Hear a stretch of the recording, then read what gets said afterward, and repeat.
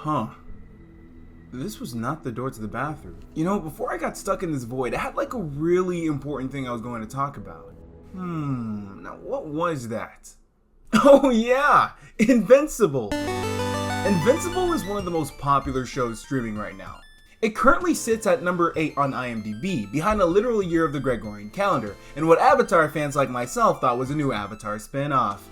Now, I can't lie, I get it. Invincible is one of the best shows of recent years. Its source material is beautifully written. Each premise and dilemma has you glued to your seat. And throughout the seasons, they consistently contort and twist, continuing to even get more interesting. But hey, they don't call me the party pooper for nothing. Across the internet, fans are beginning to experience, how do I put this lightly, a few problems. The animation in the show can look so lame. Sometimes the characters just don't even move when they're flying, like they don't hover or It's the show's animation. I've done animation in the past thing. No, was it the changes they made to the original story? No. Was it? It was the animation.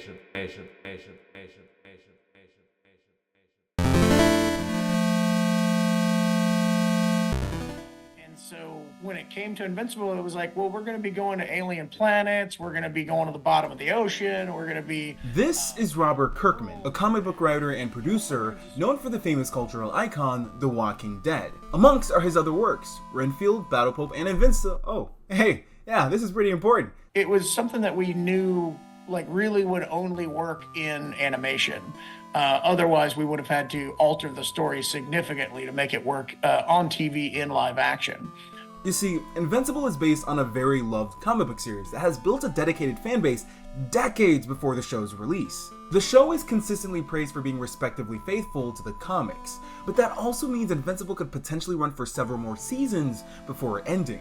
Kirkman himself stated the show could potentially run for 7 or 10 seasons, with some fans convinced it could even run longer. For a live-action show, this would be no big deal. There are various mature, story-driven shows that have lasted forever. Shows like Dexter, Game of Thrones, and even the previously mentioned Walking Dead. But Western animation seemingly always avoids this, the longest shows being comedic and episodic, and those that do follow a dramatic serialized format rarely surpassing a 4th season. If successful, Invincible would be the first long-running, mature, and serialized animated TV show, potentially changing Western animation forever. But I'm not sure it can succeed. Problem number 1. Invincible is in a very odd animation predicament. Invincible is right in the middle of the biggest cultural shift in Western animation since the 1990s. Western animation has been increasingly influenced by Japanese animation. Throughout the early 2000s, many kid shows started adapting their sharp lines and exaggerated expressions. This is significantly seen in the previously mentioned Avatar: The Last Airbender and its sequel, The Legend of Korra. Invincible is in an odd position because currently, in 2025, anime has now well influenced Western animation, especially action and adventure shows for older demographics. I mean, many shows in the West now sort of have the same look. Try to tell me these look like 2 different shows, I dare you. Anime can afford to do these insanely detailed and incredible scenes for the climax or a couple minutes, because that's the trade-off of the many shortcuts they take. Limited animation contains various stills with pans, animating at low frame rates, lack of dynamic mouth movement, and etc. But even then, they still take an insanely long time to produce. Only in Japan could a show like Attack on Titan happen. The Western animation industry isn't really built to wait so long between seasons. Fans are coming into Invincible used to the incredible scenes of Attack on Titan, Jujutsu Kaisen, and even Demon Slayer, which takes an insanely long time to create. And in their minds, X-Men 97 or Rise of TMNT accomplished incredible looking fight scenes too, so why can't Invincible? Invincible is juggling way too much at once, resulting in their animation taking a huge hit. Invincible is trying to make a show of the same length of a long-running live-action series, something that's rarely done. To keep viewers interested, they're trying to release 1 season per year, barely giving them time to work on the show. To add to that, it's also juggling between traditional Western animation, in which it's normalized to take less shortcuts, and they're also juggling anime's modern influence, in which it's normalized to take more shortcuts. Invincible has resulted in a strange mix of ambitious plots calling for ambitious scenes, but because of its anime influence, naturally it takes many of the shortcuts. And the even bigger problem, its risky 10-season run, which I repeat is hardly explored territory for this genre of Western animation, destroys the shortcut/spectacle trade-off. So even the fight scenes take shortcuts, looking subpar to the animation scene in the most popular shows. I applaud the animators for the amazing work they've done so far, but I also understand why this show looks the way it does. It's not the animators' fault, it's rarely ever their fault. I love how Western animation has been influenced to do better, because we would have never gotten a show so mature and gritty like Invincible if otherwise. Moving forward, I hope the show can gain more funding and continue to be even more strategic, so the most important scenes can deliver the amazement and excitement they deserve. Problem number 2.